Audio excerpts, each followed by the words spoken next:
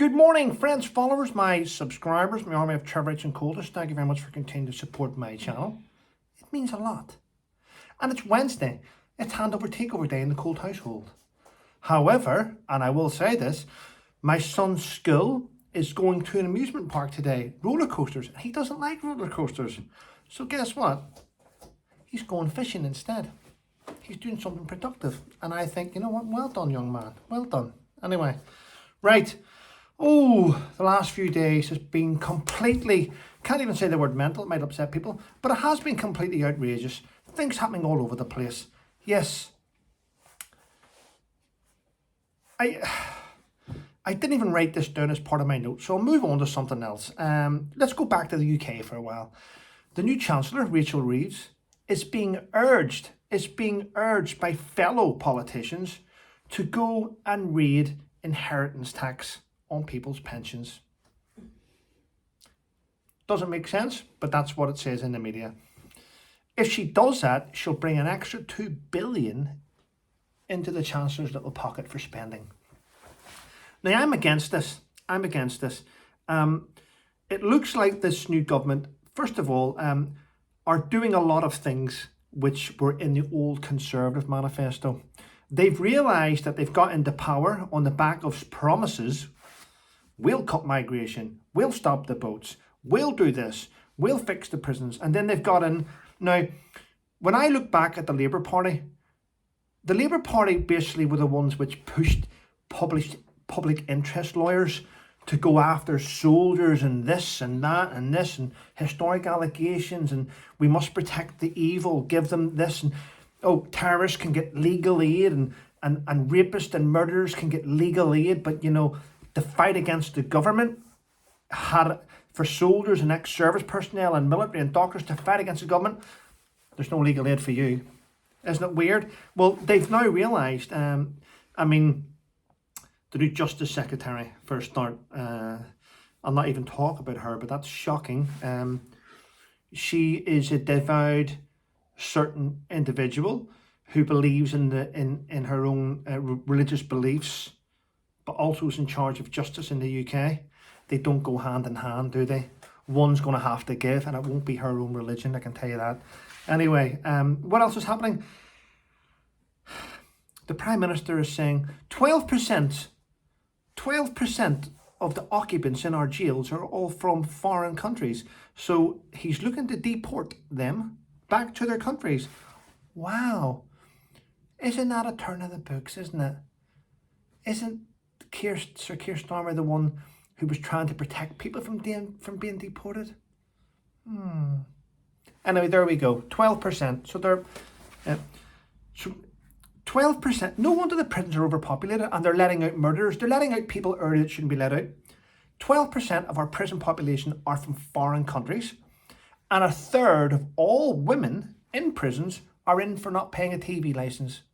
Isn't it strange that they'll send you to jail for not paying a TV license, and then in jail you get to watch TV for free? Crazy, but there we go. I see our old Prime Minister Boris Johnson's been over in America posing for photographs with President Donald Trump. Yes, saying, yeah, the president's in really good spirits. Yes, it's really good. Boris, for a long time, you didn't want anything to do with it. Isn't it now weird that everyone in the world is opening up? Even the MSN are starting to open up and go, wow, I think we were too hard on Donald. I mean, they went after him. They've tried to destroy him. Imagine being that hated by Americans, which I find strange. I'll explain that in a minute. He's that hated. Now, not all Americans. I'm talking about the elite Americans don't like Donald Trump. And there's a reason why they don't like him. He's a billionaire and he can't be bought. He's probably the only politician in America that can't be bought by pharmaceutical companies, by lobbyists, by other politicians. He can't be bought. And that's why they hate him, because he closes them down. In fact, they got rid of him on Twitter at the same time they let the Taliban on Twitter. Isn't that strange how it works on Twitter? Now, Elon Musk took over Twitter, didn't he? Now, I do believe at the time they said Elon got rid of a third of his work staff. He said he didn't need them. Now, in my opinion, and without prejudice, I believe the third of the staff that Elon got rid of were the ones that monitored hate speech, because now Twitter is a cesspit. It really is. And the other day it was in the paper about Elon was going to donate $45 million a month to Donald Trump's presidential campaign. Turns out that that's been a lie. He's not. I mean, Elon's saying that anyone that threatens to kill someone on my platform will be banned for life. Well, Elon, that's a lie, because a friend of mine called Fiona had someone post on Twitter that they'd love to put a bullet in her head and get rid of her, and that person's still on Twitter. So you lie so much. What else have we got here? Jack Black. Oh, he has a group called Tenacious D. You know what I mean? Anyway, he's meant to be in Australia on tour at the minute with his band, and he's had to cancel it because his bandmate, and I did try and stick up for Jack Black at the start of this, but whenever I look into it, I think, whoa, stop. Everything that Jack Black does is staged.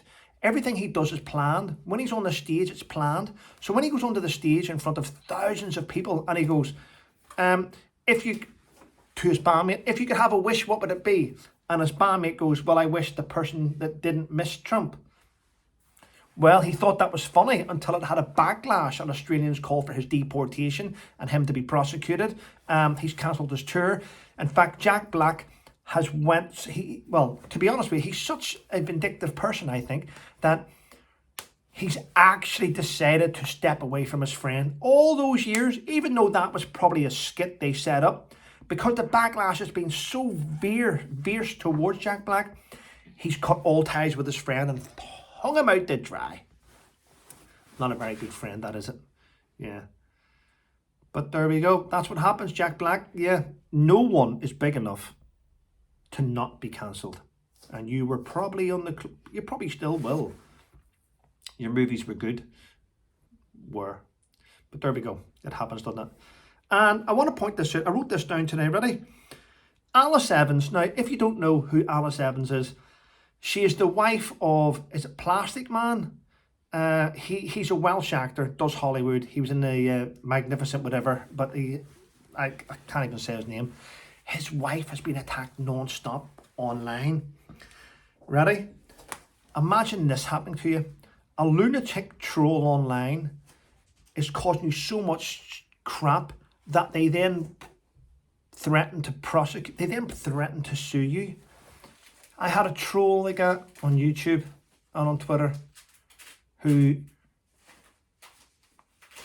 originally did a GoFundMe to sue me, and then everyone donated to him because they thought he was perfect at it, and then he changed his mind and he decided to go after Fiona instead. Yeah, lunatics. Yeah. And by the way, if you make false, I want to point this out. If you get in touch with the local police, regardless who they are, and you make reports about people and they're based on false information, you are the one that can be prosecuted. Just thought I'd point that out, just in case people don't understand how it works with the police, wasting police time and all its resources. I haven't forgot, still moving with it. Yeah. Oh, and Hamas are under pressure. Hamas, the leader of Hamas, who doesn't live anywhere near Israel or anywhere near Palestine. In fact, I think he lives in the United Arab Emirates, somewhere where it's safe in his little mansion. He is under extreme pressure from his commanders to get a ceasefire done. They have lost too many people in this war on terror, we'll call it. Yeah. Talking about war on terror, President Putin has just drafted in another 150,000 Russians to the army. Yes, clearly they're not going to be professional, but at the end of the day, all you need is a weapon, a magazine filled with 30 rounds, and you tell someone to go in a direction and shoot anyone that gets in sight, then that's what they'll do. So it's still a massive threat, and he's going to push again towards Ukraine. Crazy, isn't it? Yeah. Wow. I had something I was going to say there. Yeah. The Secret Service, the director of the Secret Service. Now, I know she's come out with some stupid statements, and people were saying, and I want to point this, people are going, yeah, but she came from Pepsi. She did. Now, she is a director of the Secret Service, and she was made she was put in that position by President Biden. He made her the director. But prior to that, she was in charge of Pepsi's global security.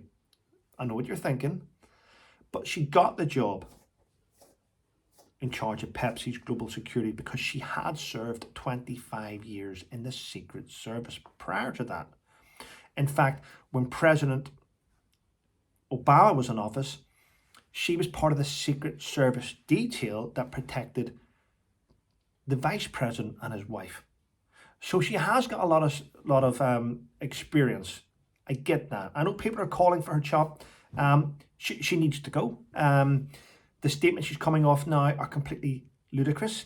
What you'll notice is in the video footage that you've seen when the shot was fired at President Donald Trump, you'll notice a overweight female Secret Service officer who struggled to get her gun out. She struggled to put it back in. She didn't know what to do. I mean, they were more interested in putting their shades on. I mean, it's just crazy. Well, what you have noticed since that incident, President Trump doesn't have females in his Secret Service detail now. Have you noticed? Because that's all changed. And the reason those females were put in that position, it's not because of them. It's because of the director of the Secret Service and her diversity, equality and inclusion box ticking thing, putting people in positions that aren't qualified to be there. Now, I'm going to point this out. I do know of quite a few females that are veterans that would be better than her. I know them to be better than most men. I know some females. There's one actually does SAS Who Dares Wins as an interrogator. Erin O'Neill. She is she's fitter, stronger, and more mentally robust than most men I know. If I'm honest, she would. I was going to say shit that job. You know what I mean. She'd piss that job. She'd be brilliant at it. So.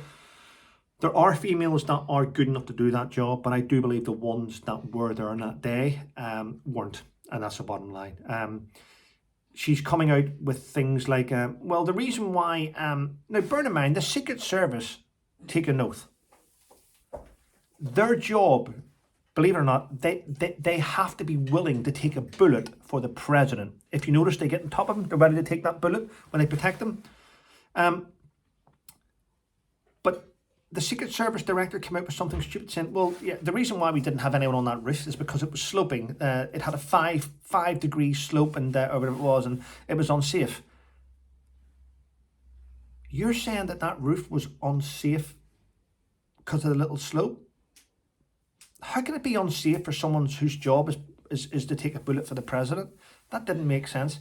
I'm waiting for her to say something like, and it was dirty, and our men are in suits. I mean, it just didn't make sense. It didn't make sense because the counter sniper team were on a different roof at a more gradient.